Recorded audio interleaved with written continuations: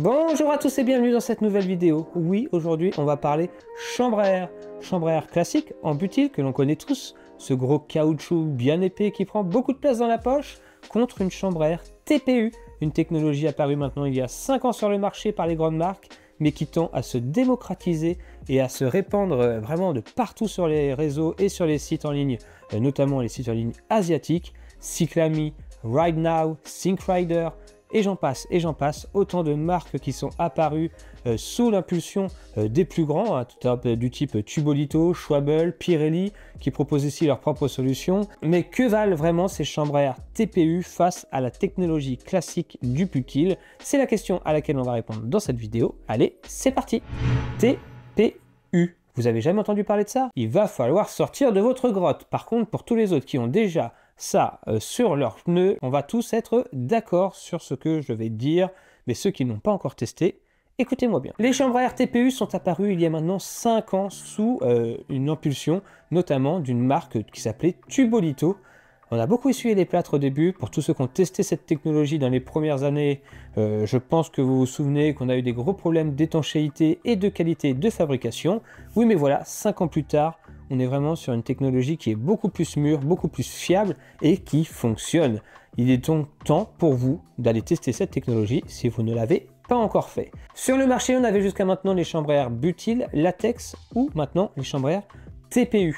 On a alors 3 chambres à air qui vont avoir des propriétés de déformation, de poids, d'encombrement bien différentes. Va en résulter des résistances au roulement, des résistances à la crevaison, un confort différent. Bref, c'est toutes ces choses que l'on va venir expliquer et détailler dans la suite de la vidéo. La principale caractéristique qui ne vous aura pas échappé, c'est le poids et encombrement de ces chambres à air TPU. Oui, là, il n'y a pas débat, c'est incroyable la différence. On peut mettre 3 chambres à air TPU l'une à côté de l'autre pour faire même pas la moitié d'une chambre à air classique. On est sur une chambre à air ici de la marque Decathlon avec une valve 48 mm qui pèse 115 grammes contre juste ici une chambre à air TPU d'une marque Cyclami qui pèse 30 grammes et qui est beaucoup plus petite. Donc gain de poids sur le vélo jusqu'à 160 grammes de gagner face à des chambres à air classiques sur votre vélo quand on sait le prix que coûte une selle plus légère, un cintre plus léger, bref, de quoi alléger votre vélo. Je pense qu'on est ici sur l'investissement prix au gramme le plus rentable. Si vous voulez vraiment alléger le vélo et que vous n'avez pas encore ça dans vos pneus, foncez. Mais en plus de ça, en termes d'encombrement, on est sur quelque chose de vraiment très intéressant parce que dans les poches, ça prend pas de place. Donc pour venir en transporter 2 à 3, ça devient hyper facile.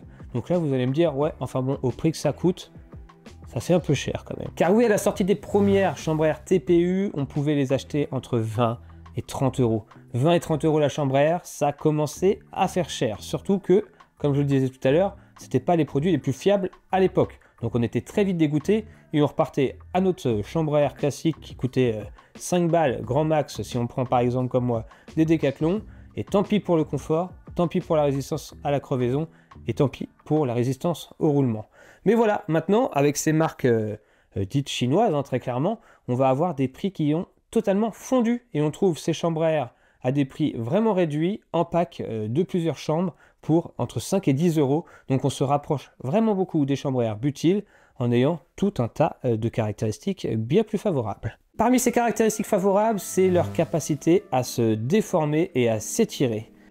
Là, on a quelque chose qui est vraiment très épais et il faut tirer très fort pour venir la déformer. Donc c'est pas forcément la chambre à air qui va venir être la plus confortable et avoir la meilleure résistance au roulement. Alors que ici, j'ai une chambre à air qui m'a malheureusement percé. Ça peut arriver quand même, même si on va voir que c'est meilleur. Mais ici, vous n'avez quasiment pas besoin d'exercer de force pour venir l'étirer. Elle va se déformer beaucoup plus facilement. Elle va vivre avec votre pneu et c'est finalement la qualité de votre pneu en termes de confort et de déformation qui va vraiment jouer et ça ne va pas être faussé par une chambre à air qui va être trop dure, trop lourde.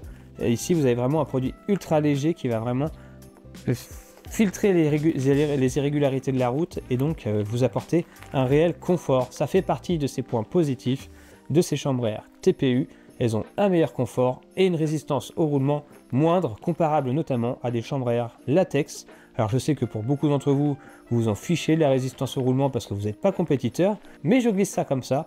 Les études ont prouvé que des chambres à air TPU permettaient d'économiser jusqu'à 3 watts. 3 watts. Alors oui, vous rigolez, mais si vous mettez une chape céramique, vous gagnez 5 watts. Un boîtier de pédalier céramique, vous gagnez 5 watts. Des moyeux céramiques, vous gagnez quelques watts aussi. Des chambres à air TPU, vous gagnez 3-4 watts. Et bah à la fin du compte, et bah c'est 20 watts d'économiser. Et 20 watts, ça commence à parler. Donc les gains marginaux, comme on aime le dire, si vous les cumulez, bah c'est plus des gains marginaux, ça devient des vrais gains. Mais à quel prix? Ça je suis d'accord, à part pour ces chambres à air TPU. Je sais pas vous, mais moi je trouve que c'est hyper fantaisiste ces chambres à air. Ça fait vraiment cheap et pourtant ça marche. Ça marche vraiment très bien. Mais leur côté cheap, forcément, revers de la médaille, et bah ça va être fragile au moment du gonflage et du montage. Il va falloir être très vigilant et bien respecter ce que vous disent les constructeurs pour venir les gonfler. Pas de pompe électrique, éviter les cartouches CO2, privilégier les pompes manuelles. Il va vraiment falloir prendre le temps que l'air se répartisse équitablement tout autour de la chambre à air pour ne pas venir créer un dommage qui pourrait être irréversible. Interdit de gonfler ces chambres à air en dehors d'un pneu parce que, encore une fois, vous pouvez venir les abîmer de façon irréversible. Donc il y a quelques petites contraintes comme ça, elles sont parfaitement expliquées dans les petits livrets qui sont livrés avec les chambres à air. Donc il suffit juste de lire les différentes petites explications et vous n'aurez aucun souci en termes d'utilisation, de montage et de gonflage. Pas plus finalement qu'une chambre à air classique où il faudra quand même être vigilant au pincement lors du montage. Donc on va venir monter une chambre à air très facilement et très rapidement. Donc vous avez juste à la déplier, voilà, comme ceci. Bon, j'ai pas de pompe à main sous la main, donc on va faire à la bouche. Hyper facile, vous venez mettre la valve, donc vous faites bien en sorte que la chambre à air soit bien mise comme il faut au niveau de son orientation, donc la valve vers le bas. Vous mettez votre valve en premier, hop, vous faites dépasser, vous mettez ensuite toute la roue en position, la chambre à air dans le fond du pneu. Donc ça jusqu'à maintenant c'est facile. Hop, la valve elle est là, vous commencez par l'opposé, vous venez à mettre le pneu un peu partout de façon symétrique de gauche à droite pour vraiment venir finir vers la chambre à air. Et dites-vous bien que là je monte un pneu, un Continental GP. Et vous savez ce que c'est que de monter un Continental GP, et je vais vous montrer qu'il est possible avec la bonne astuce de monter un Continental GP à la main. Bon, j'ai pas intérêt de me foirer maintenant que je vous ai sorti ça. Donc, souvent, on a tous ce traumatisme de ça qui reste, et c'est impossible de venir finir de monter. Pour réaliser cette opération sans démonte-pneu, il suffit juste de reprendre toute l'intégralité du pneu et de s'assurer que les deux flancs soient bien au milieu, soient vraiment très bien au milieu de la jante, et qu'il n'ait pas commencé à se mettre en place au niveau des tringles. Ça permet alors de donner du mou et normalement de pouvoir finir le montage facilement. Hop. Qu'est-ce que je vous disais? Facile. Ensuite, dernière opération, vous venez décoller la valve, vous venez la pousser et de la remonter pour être sûr qu'elle n'est pas bloquée. Vous vérifiez que vous ne voyez pas de chambre à air rose passer sur le côté. Non, ça c'est bon. Et il ne vous restera plus qu'à gonfler la chambre à air. Et voilà, le tour est joué. Donc c'est quand même assez facile à mettre en place. Même sur un GP5000, j'ai réussi vraiment très facilement. Le principal point noir de ces chambres à air TPU, c'est leur étanchéité. L'étanchéité qui a tant fait défaut à l'apparition de cette technologie n'est pas totalement résolue. Et je pense qu'on ne pourra pas le résoudre. Mais on a quand même pas mal gagné en efficacité. Mais il faut savoir que ces chambres à air, ça va vraiment se comporter un peu comme un tubeless. Le tubeless, c'est jamais parfaitement étanche et d'un jour à l'autre, vous allez perdre de la pression. Entre 0, 0,5, 1 bar, suivant comment vous avez bien monté et mis de préventif dans votre pneu. Eh bien, sachez qu'avec ces chambres à air TPU, bien qu'il n'y ait pas de préventif, eh bien, c'est exactement la même chose.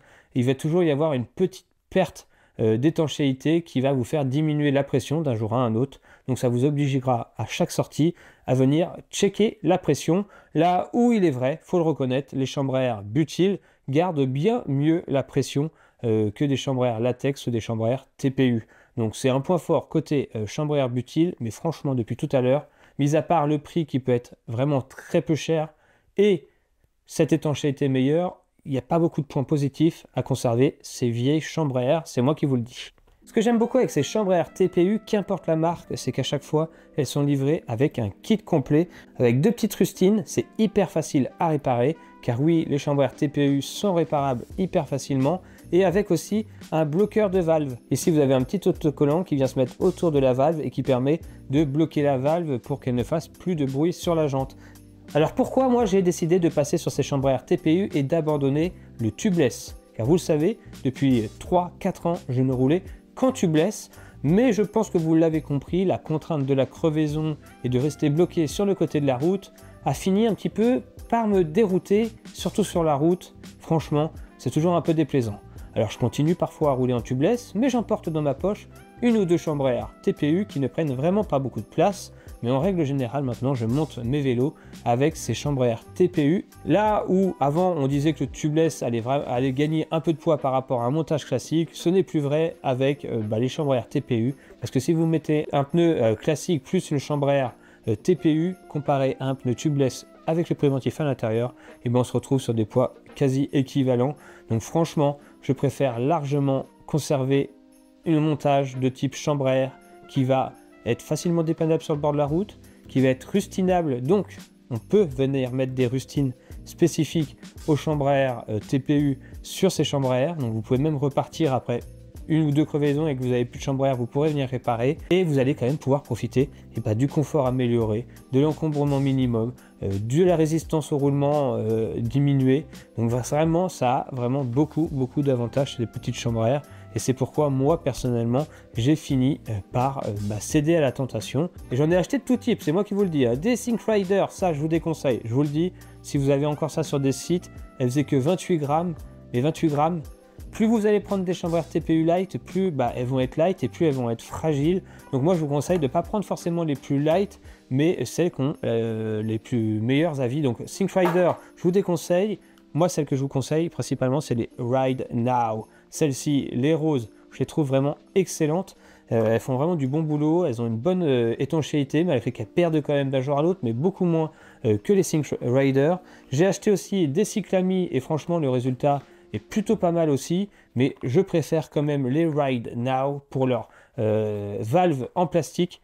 C'est vraiment joli, un peu transparent comme ça, et surtout leur étanchéité est vraiment bonne. Ce que j'aime beaucoup aussi avec ces chambres à air, c'est qu'elles vont venir s'adapter à beaucoup de montages, du 23 au 35 mm de large par exemple. C'est quand même des chambres à air qui sont hyper polyvalentes et qui vont venir s'adapter dans beaucoup de cas de montage. Donc c'est pourquoi j'aime beaucoup les utiliser. Je pense qu'on a tout dit sur ces chambres à air TPU et le pourquoi j'ai décidé de n'utiliser plus que ça. Maintenant, je suis curieux, vous, dans les commentaires. Utilisez-vous déjà ces chambres à air TPU? Les avez-vous adoptées et vous n'utilisez plus que ça? Et pour tous ceux qui n'ont pas encore utilisé cette technologie, je vous conseille de vous y pencher. Je vous mets 2-3 liens dans la description des produits que je me procure moi si vous voulez avoir des exemples et taper à la bonne porte. Et on se dit à très bientôt pour une prochaine explication des technologies, un premier essai, un prochain roulage. Allez, ciao tout le monde, à la prochaine. Bye!